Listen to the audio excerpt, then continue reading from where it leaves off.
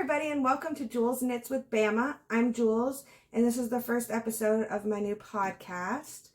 I've just been really inspired by the knitting community lately, and I thought it would be fun to kind of do my own podcast and maybe make some new friends. So if you're here, thanks for being here and suffering through my nervousness, and hopefully I'll get better at this someday.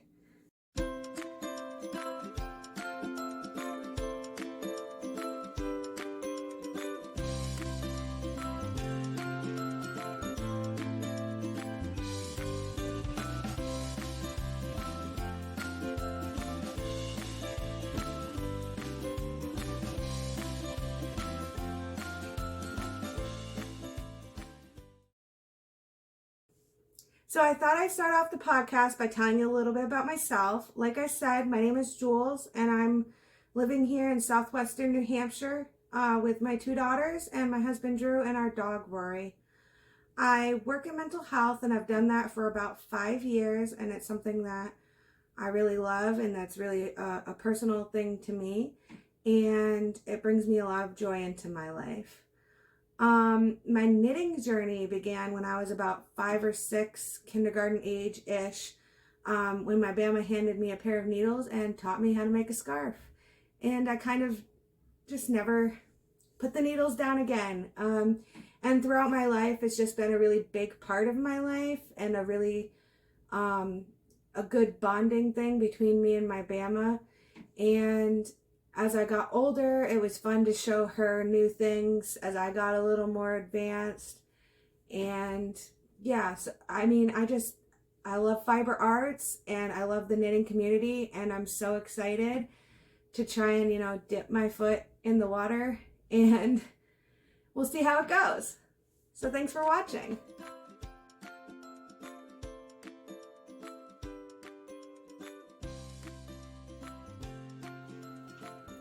Okay, so the first thing I wanted to show you is I got this wonderful sock yarn from Granite State Yarns. She's great. She's from New Hampshire. I always love supporting local people. It is so beautiful. It's getting a little blown out here. It is quite vibrant in real life. But that's her logo. I got this thinking that I would love to make some mommy-daughter socks for me and my girls. So that's acquisition number 1.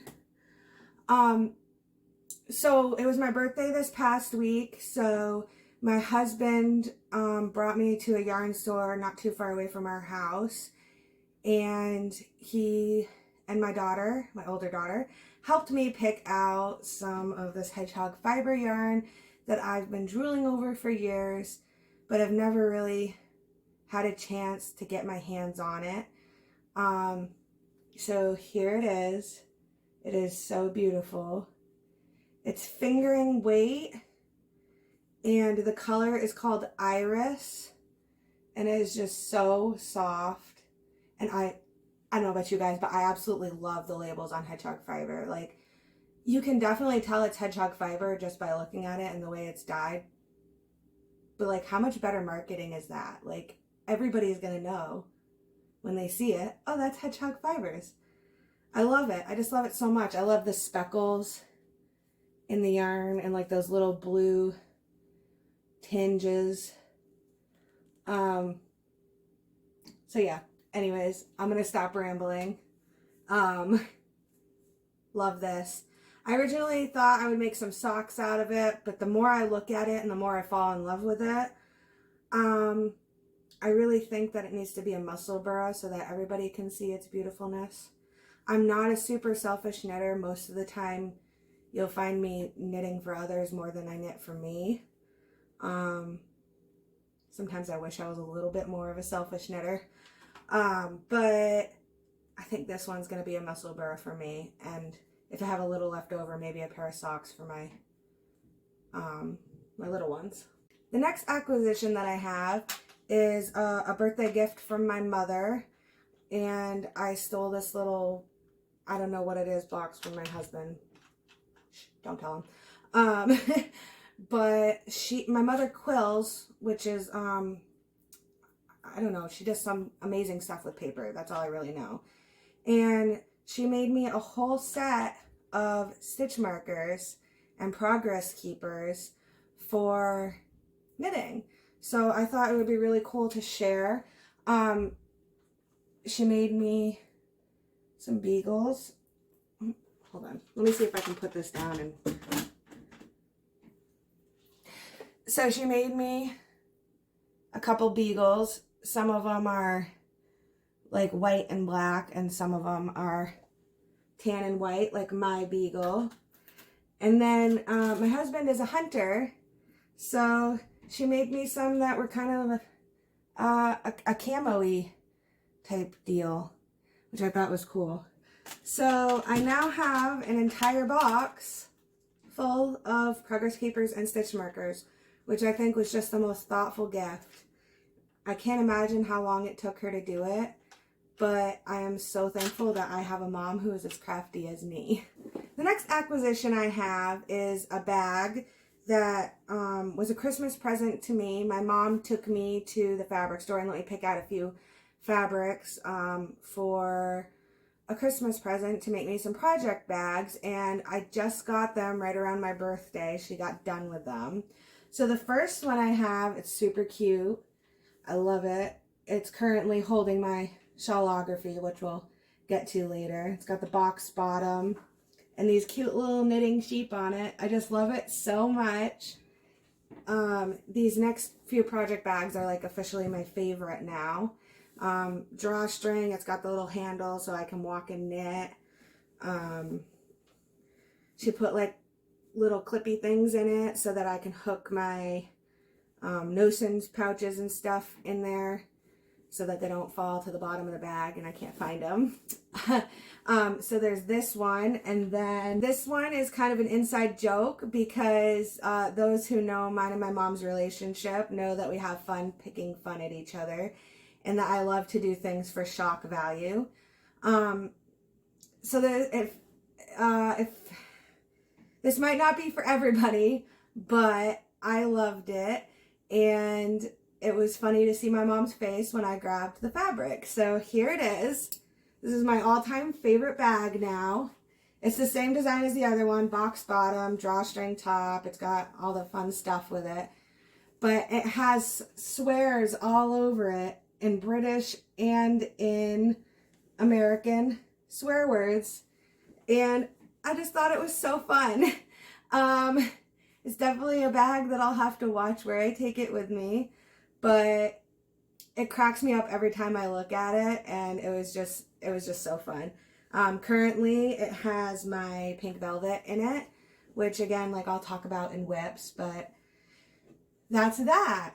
So next, we'll talk about FOs.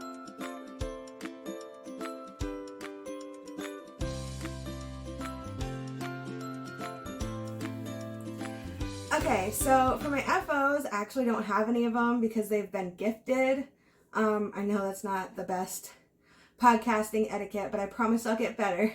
If I can figure it out, I'll try and put a little picture up here in the empty space right here, if I can figure it out.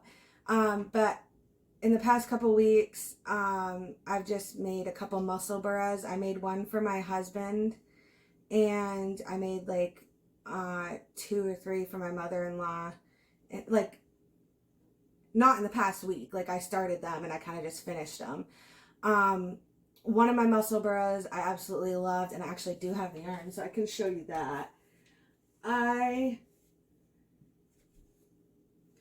had a lot of leftovers from the slip extravaganza I made for my mother-in-law, and so I made her a muscle burra out of the leftovers, and as you can see I still have a ton. So if you guys have any ideas of what I could do with this, that would be super fun, because I'm always looking for new things to do. I'm a little bit of a cast-on-aholic. So yeah, so I made her a muscle burra out of this. Like I said, if I can figure it out, I'll put a picture up here. And I also made her a muscle burra out of some spunky eclectic yarn that I got in a sock box last year, maybe the year before. I can't remember, honestly. She's a dyer in Maine, which isn't too far from me, so I thought that was pretty cool. And then the last hat that I made for my mother-in-law. She's getting a lot of hats this week because it's her birthday month. And I'm one of those people that love to see people have their things. So I'm really bad about holding on to it until her actual birthday day. But I think after 12 years, has it really been that long? 11 years, she's kind of just gotten used to the fact that she's never going to get her birthday present on her birthday. And she's okay with it. But I made her a Harlow worsted in the Shearer's Wool, I think it was called. I got it at my local yarn shop in Keene, called the Woolly Lamb. Great place. If you're ever in the area, go check it out.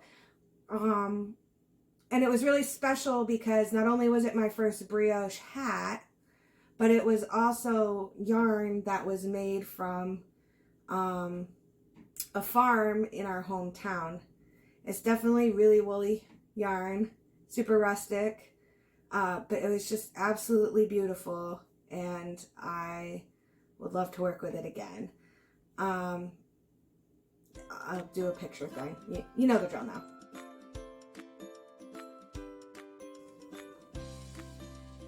Okay guys, let's talk about whips. So like I said before, I'm a little bit of a whipaholic. I went on a little bit of a cast on spree last month after Christmas. I had just spent, 3 months knitting for everyone in my life. And I really just felt like casting on what I felt like casting on. Because I'd made so many socks. So bear with me because this one might take a minute. So my first whip is living in another bag made by my mom. Again, box bottom, camo. Love it. She made it a little bit bigger so it can fit, sweater quantities. And I know I said this was in the other bag, but apparently I have so many whips I can't figure out what whips are in what bag. So this is my Pink Velvet by Andrea Mowry. I'm just done with the color work, almost ready to split for the sleeves. Love, love, love the yarn choice, if I do say so myself. The contrast color is Wonderland Yarns. I think it was Fireflies, and this gray was just something I had in my stash. I think it might be like Cloudborne Fibers. I'm new to the podcasty thing, so I'll try and be better about learning how to save my ball bands. I'm knitting it on a US 5 ChowGoo. I'm a little bit of a ChowGoo snob. And yeah, so that's my first whip. Sorry if I'm going out of camera. I've got a sea of whips surrounding me right now. So my next whip, I'm working on making the Sea Glass sweater by Woollen Pine. I know it's kind of supposed to be a scrappy sweater, and most of my scraps are fingering weight. So, and the pattern is written for DK weight. So I kind of just did a little bit of guessing and needle changing sizes and needle size changing and changing what size I would make, and so far it's going good, and this is what I have. I'm making this for my mother-in-law. I don't really know, like I said, it's all kind of, look at all these ends. I really should take Stephen West up on his offer and do the Weave and Stephen. And every time I say I'm going to do it, and then I never do. But anyways, I'm getting distracted. So, yeah, this is my Sea Glass sweater. I know the green up here is Malabrigo. I've got some Granite State yarns, Mama Jess Knits, Gaddy Yarn Co., Cloudborne Fibers. I'm trying to think. I couldn't even attempt to name all of the yarns that are in this. It's basically just obviously a mishmash of scrappies. I'm just past where you split for the sleeves. And this has been so fun because it's all just 1x1 color work. The designs from Woollen Pine are always amazing. I always love them so much. And yeah, so that's that one. So my next whip is living in my swear bag. This is the one that's actually living in my swear bag. I'm making the blizzard sweater for my husband. A couple of months ago, I made my daughter's, what's it called? I can't remember now. Anyways, it's a colorwork sweater by Jessica Mcdonald. It was super popular. I made it for my girls. Absolutely loved it. And she got so many requests that she ended up doing an adult version of it. And so I decided I was going to cast it on for my husband, because what man does not need a colorwork sweater? I think they're awesome. And the pattern is written for a DK weight, but all I had on hand was a worsted weight. So again, I kind of did a little reworking and figured out a size that would work for my husband, and here it is. So this is pattern by Jessica Mcdonald. The yarn is Barocco Vintage, I think, and the orange in it is actually left over from a sweater I made my husband for Christmas called the Southwood sweater, and then I grabbed the blue after Christmas. And yeah, so I just split for the sleeves. If you guys haven't noticed the theme, I kind of get to the split for the sleeves and then don't want to do the endless stockinette and cast on another sweater. I'm so bad. But yeah, so I just split for the sleeves. I'm hoping to get a lot of progress done on this in the next couple weeks. He plows in the winter time for his job, so I like to make him things that'll keep him nice and cozy warm.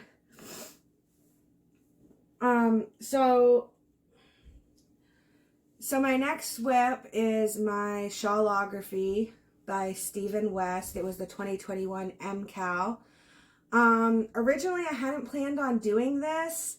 I was actually working on the Slip Stravaganza when the Shawlography MCal started, which was the Slip Stravaganza was the 2020 knit along. And I was like, no, I'm just gonna, finish my Slip Stravaganza and, I'll hop in the MCal next year.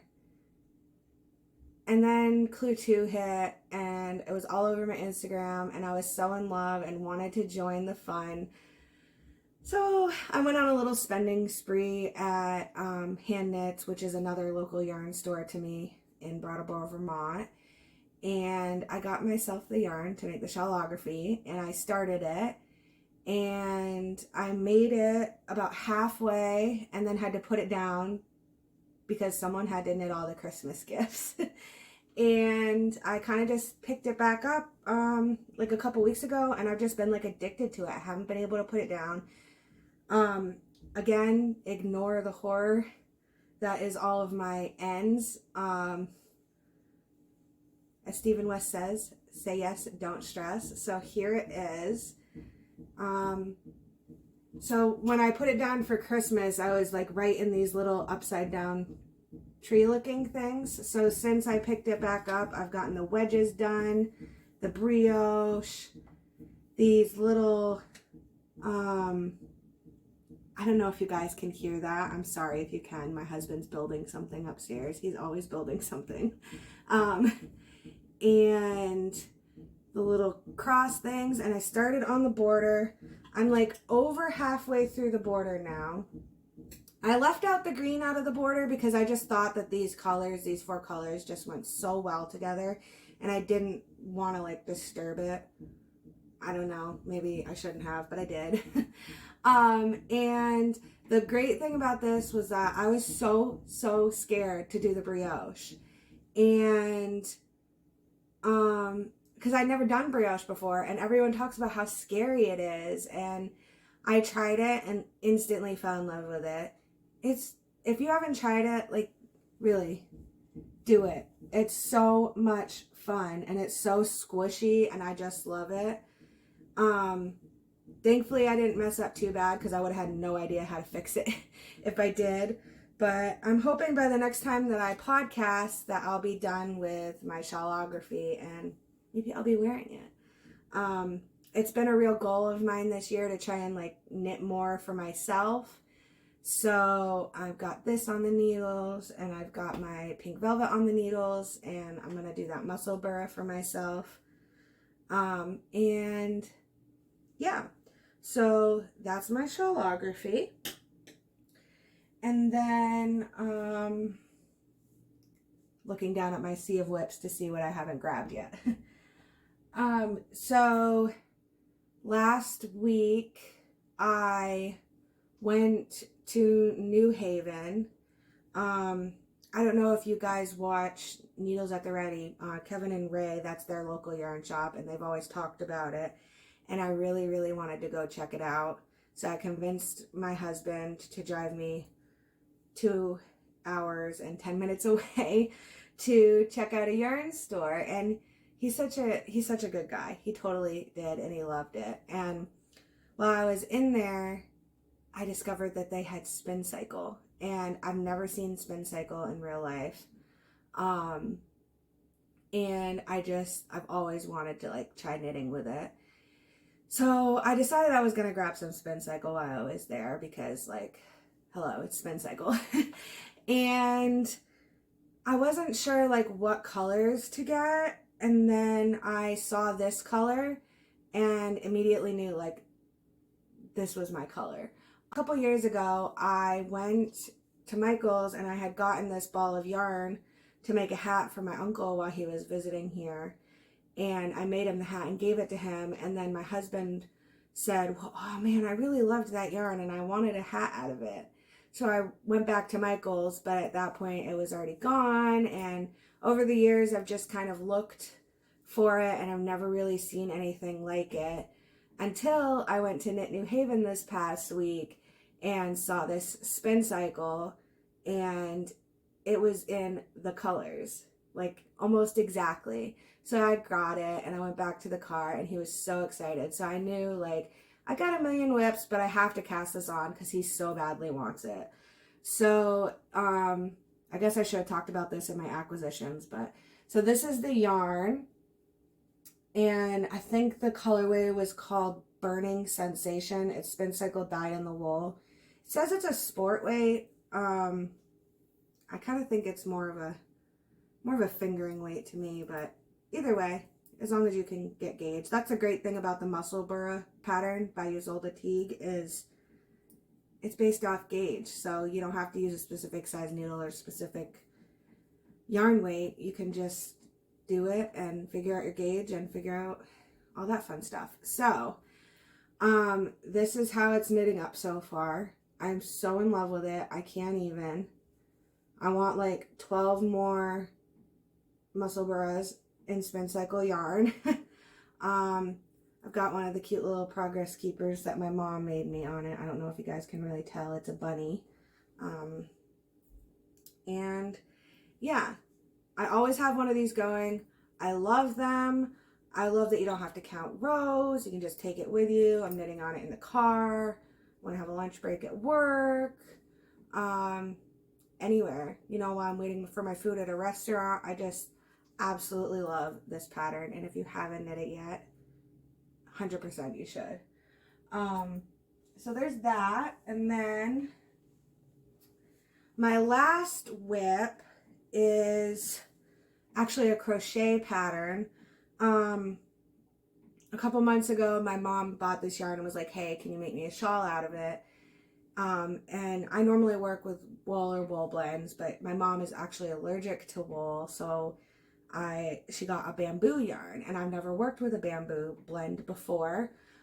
So this is the yarn. It comes in like one of those little, I don't know if they're actually called gobstopper balls, but that's what I call them. Again, I'm bad at saving labels. I promise I'll get better. And I started a bunch of different shawls, and it's kind of an interesting, I don't know if you can see it on screen. It's kind of an, you can't really. It's kind of an interesting twist, and I just didn't like the way any of them were knitting up. So I thought to myself, like, hey, why don't I try to crochet it? And oh my God, that was the best idea because it looks so amazing crocheted. I'm not really following a pattern. I'm just kind of going with the flow on this one. I watched a couple different YouTube videos and kind of mushed them all together in my head and kind of made something up. So this is the shawl so far. It's going to be quite a bit bigger. She likes to wear them kind of, you know, over her shoulders.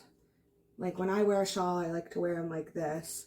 She kind of likes to lay them out on her shoulders. So I want to make it a little bit bigger. But I kind of just did alternating between like a front post double crochet and some granny clusters and, you know, increases and decreases.